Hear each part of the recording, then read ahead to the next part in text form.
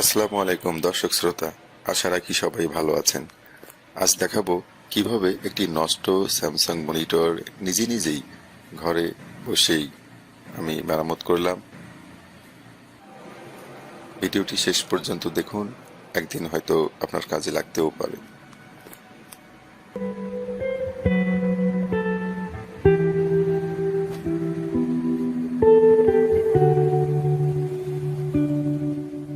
সম্মানিত দর্শক শ্রোতা, আসসালামু আলাইকুম। আর্নিং ফ্রম লার্নিং চ্যানেলে আপনাকে স্বাগত জানাচ্ছি। আমাদের প্রত্যেকটি ভিডিও অর্থ উপার্জন বিষয়ক পরামর্শ এবং অনলাইন আউটসোর্সিং কিংবা অফলাইন প্রাত্যহিক জীবনের প্রত্যেকটি কাজ থেকে কিভাবে টাকা আয় করা যায় সে বিষয়গুলো নিয়ে তৈরি করা হয়েছে। কাজেই সম্পূর্ণ ভিডিওটি দেখুন, আশা রাখি কাজে লাগবে। স্যামসাং এর এই মনিটরটি যেটি নষ্ট, সেটি যখন আমি চালু করি তখন দেখি যে এর স্ক্রিনে অর্থাৎ ডিসপ্লেতে কিছু লম্বা লম্বা দাগ, এই রকম কিছু লক্ষ্য রাখুন, এরকম কিছু দাগ দেখা যাচ্ছিল। প্রথমে আমি ভেবেছিলাম যে এটি সম্ভবত ডিসপ্লের সমস্যা, তো সবাই এটিই ভাবে যে ডিসপ্লের সমস্যা। ডিসপ্লের এই সমস্যার সমাধান কিভাবে করেছিলাম পুরো ভিডিওটির মধ্যে এটি দেয়া আছে, লক্ষ্য রাখুন।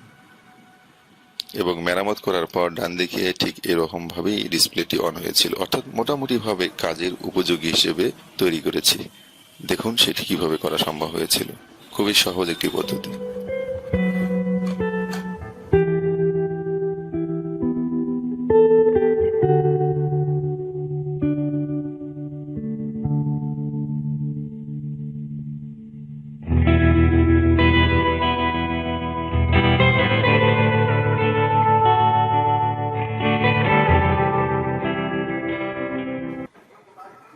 আমার কাছে এই স্যামসাং এর সেম আরেকটি মনিটর ছিল, সেটিও নষ্ট। দুইটি মনিটর খুলে প্রথমত এই যে নষ্ট মনিটরের সার্কিট বোর্ডটি, রেড মার্কের মধ্যে এই সার্কিট বোর্ডটি আমি চেঞ্জ করে দিয়ে আরেকটি মনিটর থেকে খুলে এখানে লাগিয়েছিলাম। ওই মনিটরেরও একই সমস্যা ছিল, কিন্তু এই বোর্ডটি চেঞ্জ করে লাগানোর পর এই মনিটরটি অতি সহজেই চালানোর মতো, অর্থাৎ বলা চলে 99% মেরামত যোগ্য হয়েছে এবং এটি ভালো হয়েছে। সেই সাথে এটিতে কাজ করা যাচ্ছে। দেখুন, এই মনিটরগুলো খুব সহজেই খোলা যায়, ক্লিপ বোর্ডের মতো লাগানো থাকে। পিছনের এই ব্যাকপার্টটি এবং সামনের ডিসপ্লের সামনের এই ক্লিপগুলো অতি সহজেই খুলে নষ্ট এই মনিটরটির বোর্ড চেঞ্জ করে আরেকটি মনিটর থেকে এই বোর্ডটি আমি লাগিয়েছি। এখন অতি সহজেই এই মনিটরটি চালু হয়ে যায় এবং কাজের উপযোগী হয়েছে। দেখুন, আসলে এটি কোনো প্রফেশনাল যদি কোনো রিপেয়ারিং সার্ভিসিং সেন্টারে দেওয়া যেত তাহলে হয়তোবা তারা এই বোর্ডটি মেরামত করে দিত, কিন্তু যেহেতু প্রফেশনালি যাওয়া সম্ভব হয়নি এবং নষ্ট আরেকটি মনিটর বাসায় ছিল, কাজেই এই সহজ কাজটি বাসায় বসে একাই করতে পারেন। তবে মনে রাখবেন, বৈদ্যুতিক যন্ত্রপাতি ব্যবহার এবং মেরামত এই দুটো কাজ যখনই করুন না কেন সাবধানতা অবলম্বন করবেন, কেননা একটি দুর্ঘটনা সারা জীবনের কান্না।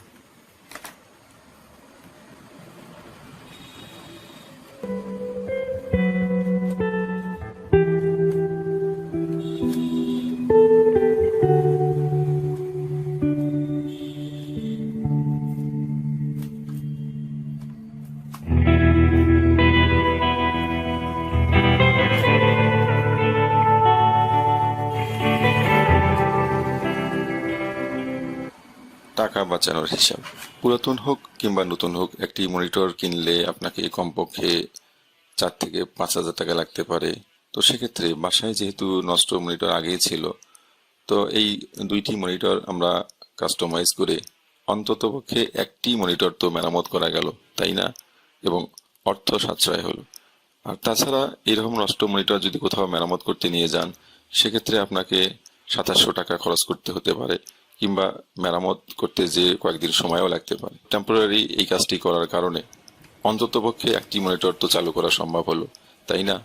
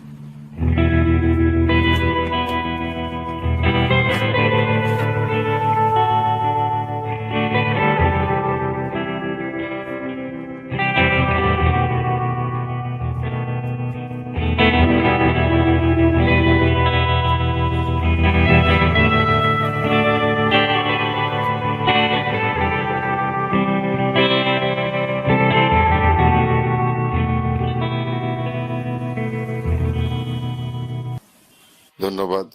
যেখানে থাকবেন সুস্থ থাকবেন, ভালো থাকবেন, নিরাপদে Thanks থাকবেন। for watching. Please subscribe, like and share.